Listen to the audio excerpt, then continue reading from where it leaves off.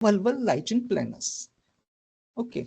Now, what is the etiology of vulval lichen planus? It's a chronic inflammatory disorder affecting the skin, genital, oral mucosa, rarely lacrimal duct and esophagus, ear, etc. Here, the difference between the lichen planus and the lichen sclerosis is that affection of the mucosa. In lichen sclerosis, the anogenital skin is getting affected. Here, the mucosa can also get affected. Okay, and likely T-cell mediated immune response to unknown antigens. Basement membrane zone antibodies are found in 61% of cases with erosive vulval cases. Okay, there what we have seen, the antibodies are to the extracellular protein matrix. Here there is a basement membrane zonal antibodies are seen in 61% of cases.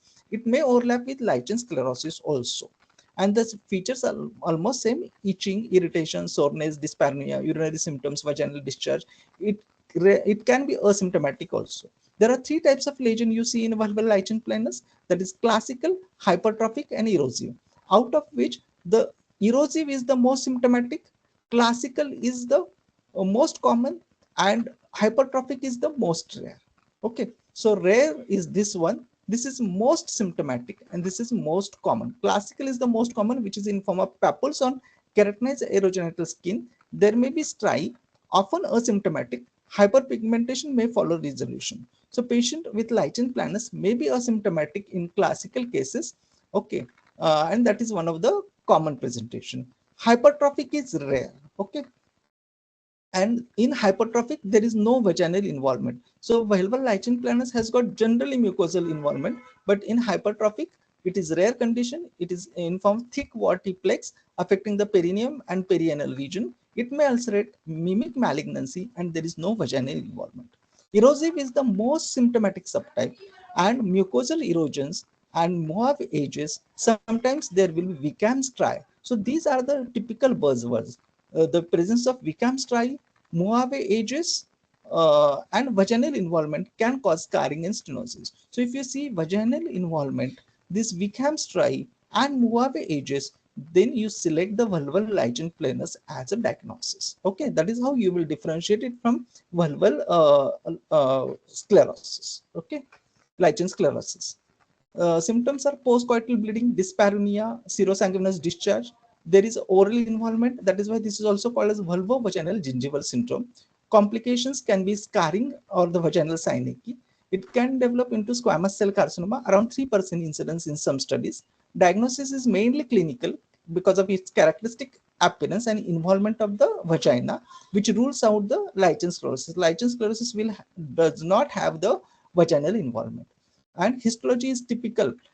You will get a sawtooth acanthosis, increased granular layer, basal cell liquefaction, band-like lymphocytic dermal infiltrate, must differentiate from immunobullous disorders and pemphigus. Okay, so this particular typical histological features, if you see the sawtooth acanthosis, this is also a typical word. If you see in the histopathology, select lichen planus as an answer. Remember, lichen planus. Planus is not plain. Planus has got a sawtooth appearance. Okay, lichen planus. So that is how you just remember this particular histopathology and select the appropriate answer.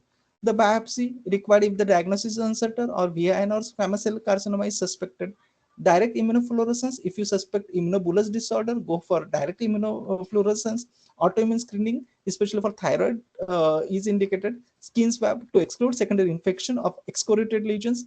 Patch testing if secondary medicament or allergy suspected. Hepatitis B, C screening not routinely needed in the UK. Then what is the general advice? We have already seen: educate the patient with written information, inform about small risk of development of the neoplastic change, advise prompt review for any change in the skin appearance or texture. Recommended regime, same what we have seen with the lichen sclerosis, that is ultra potent topical steroid clobetasol propionate 0.05% ointment formulation. There is a 75% improvement. 54% will become symptom free, but only 9% will have a resolution of the inflammation. These figures are not required, so you don't remember, but there is a very good improvement with this particular topical steroids. Maintenance, you can use the weaker steroids or less frequent potent steroid can also be used. Vaginal corticosteroids like hydrocortisone foam or prednisolone suppositories for severe cases. So if it is a cutaneous involvement, you go for ultra-potent topical steroids like clobetasol propionate. If it is a vaginal involvement, then the hydrocortisone foam or prednisolone suppositories can be used. Alternative regimen, combination steroid plus antibacterial antifungal. We have already seen if there is an infection. Okay, short-term use only to treat secondary infection. Pregnancy and breastfeeding, topical steroids are safe. Calcineurin inhibitors contraindicated, retinoids absolutely contraindicated. We have already seen this. So avoid pregnancy for 2 years and caution in women of childbearing age group. Okay. Now, what is the chance of development of the squamous cell carcinoma on the background of lichen sclerosis and lichen planus? So these lichen sclerosis and lichen planus around 2.2 to 6.6% lifetime risk of developing vulval cancer, and that is mostly squamous cell carcinoma. So what is the prevention? Treatment of these primary conditions. So good control of lichen sclerosis and lichen planus with ultra potent topical steroids like clobetasol propionate 0.05% may reduce the progression to the squamous cell carcinoma. Evidence mainly for non-randomized studies. Okay, there are no RCTs on this. And the steroid use, proper use of steroids less than 30 gram over a period of 3 months is safe and beneficial for symptom relief. It reduces the scarring and possibly lowers the malignancy risk also. Patients should be reassured about the safety and encouraged to maintain compliance. Irritant avoidance. Avoid irritants like detergents, soaps, etc. that will worsen the lichen sclerosis and lichen planus. That finishes the second topic of lichen planus. Thank you.